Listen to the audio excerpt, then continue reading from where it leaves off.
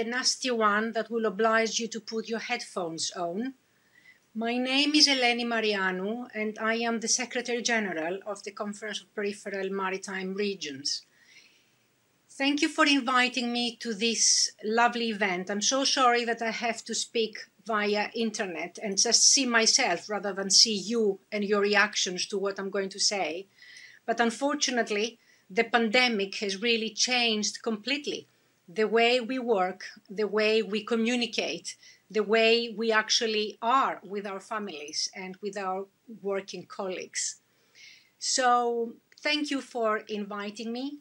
And thank you for organizing such events, which are very, very important for actually bringing together all those important actors to discuss economic development, recovery, and resilience in the world and in our Europe. So the Conference of Peripheral Maritime Regions, it's an old association, much older than any other, I think. It's been created in the early 70s by the Peripheral Maritime Regions of Europe to actually deal with the opportunities and aspirations those regions have within the European context. Now, the IANOS storm that is really against the western part of Greece today is one of the issues that has obliged our regions to create an organization like ours, to make sure that everything, every challenge that those peripheral maritime regions have are discussed, addressed, and solutions are promoted at the European Union level. 160 regions together, they represent almost 200 million people, and that's really important. Now let's see the subject of your Congress today, enhancing regional cooperation for recovery and resilience. This is important, and a lot of speakers before me, they have spoken about the opportunities to seize as a result of this pandemic. How do we go into the digital era and to the green era for our planet? So it is important to say that whereas we felt that Europe was having a difficulty in dealing with this type of pandemic and giving solutions to the citizens, they came up with this magnificent, I think it's a unique and historic opportunity. They put together on the 27th of May, that was really a game changer in terms of the amount of the package that was proposed, 750 billion euros, and the way that this package was going to be proposed and financed. For the first time ever, they will go to the capital markets. For the first time ever, we will have a mutual debt mutualization from the member states and from own resources, which is something the European Parliament keeps on asking, and we are also taking part in this particular debate. So, we have this important package, and you know that this package of the European Commission was discussed on the 21st of July, this summer, by the heads of state in 4 painful days, where they all wanted to make sure that their national newspapers would write the best about what their proposals were. But in the end of the day, in the end of those 4 days, we have a deal. We have an important financial package. In total, 1.824 billion for 7 years. Definitely this is not what the Commission proposed for the MFF, for the EU budget. It's less. The Commission, it's less 60 billion. I'm not going to bother you with the amounts. It's less 60 billion what the Council has proposed for the MFF this time round. So we haven't been too happy. And the European Parliament isn't very happy because we don't think that because we have the recovery mechanism, we have to reduce the MFF, the EU budget for the 7 years to come. Everything that had to come for the recovery had to be on top. That was the line, and let's see how the negotiations will take place, that are taking place, will result with the European Parliament. If we take specifically the recovery package that has been already mentioned by various speakers before me, The EU leaders, they have, as you may have heard in the newspapers, they have increased their loans because this package comprises grants, direct cash, and loans. So it's a package of 700 billion, which includes 672 billions, and of that, 312 billion will be grants and 360 billion, so a little bit more from what the Commission had proposed, will be in loans. Now, on top of that, 672 billion, which is the Recovery and Resilience Fund, will be what we call the REACT EU, so the second component of this superb fund. And that component is a very interesting one. It's 47.5 billion, and that's a top-up to the cohesion funding, so to the ESPA, you say in Greece, right? To the structural funds for the 7 years to come. And that's really a very welcoming fund and top-up opportunity, not only because of the financial importance, but also because it demonstrates how important cohesion policy has been in the past, how much the work of regional leaders in delivering the structural funds has been appreciated. You know that every time there is the debate on the EU budget, the cohesion policy is the one that always is being pointed out with the finger. Are you spending sufficiently? Should we take money away from you and give it to other policies that are more efficient than you are? So now we see that we are efficient, that we have implemented, and that we are being given top-up. So this is, I think, an important element politically and financially. What the leaders have not taken on board, and I think it's important, is what we call with the Parliament, the European Parliament, this bridging opportunity. Now, what does this mean? All this financial package will start in 2021. We do believe that there is a lot of trouble already. The pandemic has created a lot of trouble in 2020. So it needs liquidity in Europe immediately.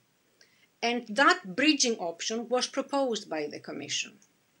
I give you an example. One of the elements of this bridge, financial bridge, was 5 billion euro that the Commission has asked to be taken immediately, to be pre-financed by the REACT EU, so that it can be available immediately in the year 2020, in this year. Now, by not accepting this at the Council, we are, of course, going to wait for the 2021 period, unless, because the European Parliament aren't happy the way we aren't happy either, they will try to change this proposal during the negotiations. In terms of timing, as you know, the Council proposed, I said it before, 21st of July. The Parliament was not working until the 23rd of August, so the negotiations started at the end of August. And now they will go on. There are some signs of agreement, some signs of disagreement. The Parliament is, in terms of the budget, they're not happy on the amounts, and they are not happy that some of the programs, like the research program, Horizon, were not really given the financial attention that was expected. They were actually cut in the Council proposal. We expect, however, to have a deal by the end of October, so we can possibly move with the legislation per each fund and start really utilizing in the 2020 period. Now, what's in it for Greece? I know, and you should know, and you must have heard, that the good news is that Greece stands to be one of the beneficiaries of the important beneficiaries of the recovery instrument. We have made some calculations in CPMR, because what we do is we try to be very specific. We analyze the proposals from the Commission, from the Council. We influence the Parliament. Why? Because we want to really give the necessary tools to our regions that are members to really be active and be efficient. So we made some calculations in-house based on the proposals of the Commission, and we came with the amount of 2,168 euros per person, per inhabitant in Greece. That makes a 22.2 billion, which is grants. You remember we said there are grants and loans. So that is grants, cash. And they can also ask 9.5 billion in loans. So it's an important package. And that package, remember, it is on top of the MFF cohesion budget package that Greece will receive. And the allocation for Greece is 21.3 billion euros for the 7 years, which is already an increase from the current period. Greece, during the current period, received 17.8 billion. So there is an impressive envelope ahead of us. It's very important that now it's being spent properly and is being spent quickly. You heard what the Minister of Finances said in the introduction. It's a different type of program. The one is 7 years and the other needs to be really 5 years and immediately the recovery fund and immediately be operationalized. So there is a lot of money and there is a lot of expectations and there are lots of needs, but we need to act promptly and in accordance, in cooperation. One of the components of your conference today is cooperation.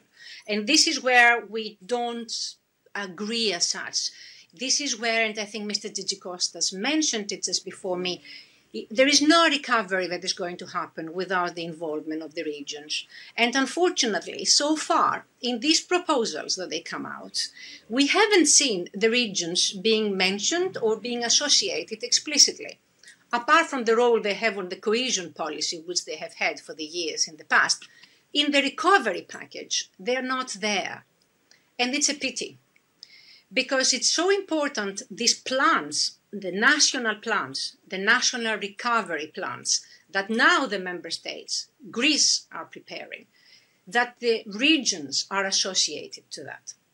It is important because, not because we represent regions and we want our clients to be there, it's because the regions, they have competencies on all those areas of intervention for the recovery.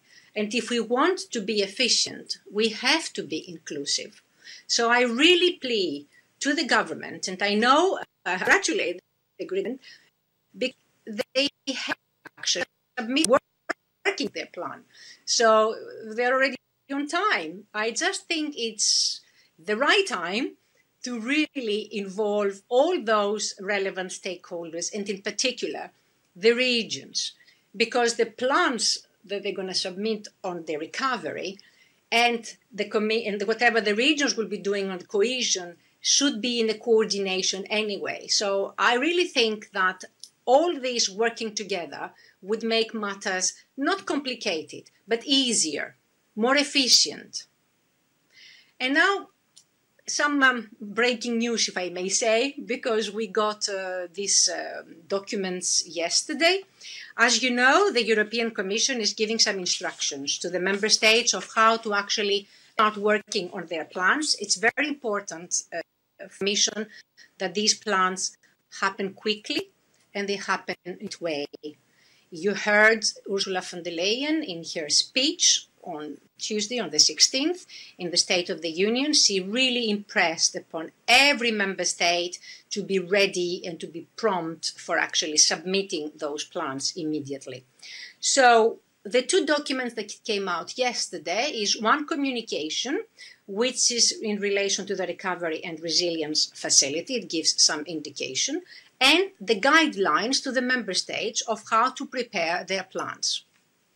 So it's important to know, and it's been mentioned, I think, from the previous speakers as well, but I'm going to be even more specific, that these resilience and recovery funds should really be earmarked as much as possible for climate and for digital development. So there is an earmarking. 37% of the expenditure should relate to climate, and 20% of the expenditure should relate to the digital development. So it's already earmarked in the indications, in the communication that is being given to the member states already. This process of actually submitting the plans in terms of timing, it needs to follow the semester process. This is when there are the national proposals, and this is when there is the country-specific recommendations from the European Commission. So now we won't have country-specific recommendations and national reform programs. We will have these national recovery plans. They become the single important document to be submitted for the semester, which will happen in April next year. But obviously, the draft needs to arrive in the European Commission by the 15th of October. That's next month. As I said, the Greek government is working on it, so it's already well advanced in the work they're doing, but definitely with the contribution from the region, certainly they will be able to make a very robust plan to be submitted to the European Commission in time in October. So the second document now, the guidelines. These guidelines is a staff working document that indicates to the member states how they should draft their plans, because that's the important document to be discussed at the semester cycle. And in that document, there are written a lot of things, but I'm picking up those which are relevant to what I want to explain to you. In this document, then, it says that the member states should clearly define the role of regions in the implementation of their plans. So the regions will be those that will be partly implementing these plans. So that's why I keep insisting from the very beginning that in order for them to implement, they should be aware. So the more they are aware in the drafting of the plans, the more they will be efficient in the implementation of the plans. So please associate the regions, and I'm saying this to Greece, and I'm saying this to all the countries we are being represented, and there are so many of those. So I think it's important that this is being embedded in the heads of the people, and the European Parliament is in agreement with us, so they will really try to do that. And from what I see, the Commission is giving this indication for the implementation. I would rather have it also for the drafting. Also, there is mentioned there that consistency should happen when we draft the plans. The member states should really define what they want to do in the recovery plans and how they link to the cohesion policy interventions and how they link to their plans, for instance, on energy and climate that they have already submitted.